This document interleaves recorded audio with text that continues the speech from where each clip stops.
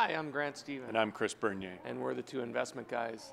This week, Kris and I want to talk a little bit more about some of the market dynamics and two things in particular. But firstly, if we just look at the indices around the world, we've got the TSX is flat so far this year. It was up a few weeks back, and now we've got most of the major markets mixed, positive of anywhere between 5 and 10%, with the exception of Tokyo that's up about 30% so far this year. That's kind of an isolated situation, Kris, with yen, weakening yen, and some quantitative easing going on over there. But we wanted to talk about some of the mixed data real quick on the economic front that's causing the market a little bit of angst on GDP number. US was a bit of a miss. The Canadian number was okay, but the data print continues to throw us curveballs up and down. Why don't we turn to earnings, because we're kind of right in the middle of Q1 earnings numbers, Kris. Sure. Well, we're most of the way through for the S&P 500 and starting in Canada. So far in the US, it's been fairly decent, about 71% of companies beating analyst estimates. Now, those estimates have been lowered, mind you. When we look at actual earnings or profits, up about 3%.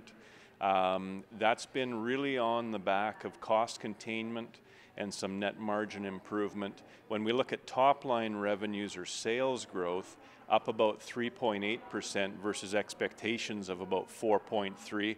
But it's been on the backs of a couple of main sectors, being financials and telecommunications mostly. Yeah, so they've been driving the bus quite a bit here, and good earnings though overall, and fortress-like balance sheets, Kris, as we've talked about.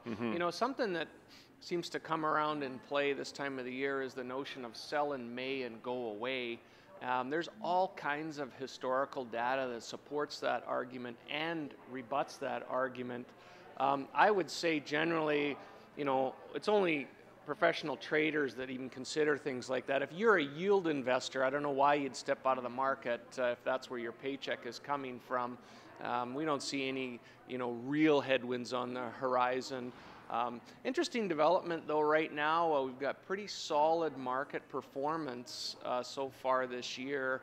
Not in Canada, that's commodity driven, but just generally, like if we look at the S&P in the States, for instance, and yet the Treasury yield, Kris, is declining, and that's a pretty unusual thing. Yeah, absolutely. Typically when the markets are rising, it's because of improving economic data, and typically interest rates would be rising along with it, so they tend to be highly correlated. What we're seeing now is markets moving higher on the backs of continuation of quantitative easing, yet maybe the bond market's telling us something a little bit different. I guess time will tell. Time will tell. It's driven more by economic data than it is the stock market liking this QE. That's right. I want to thank you again for your questions and comments. Please keep them coming. You can contact Grant and I at twoinvestmentguys.com. Join us next time. We're going to continue talking about the earnings and give you a bit of a wrap on that. So until then, I'm Grant. And I'm Kris. And we're the two investment guys.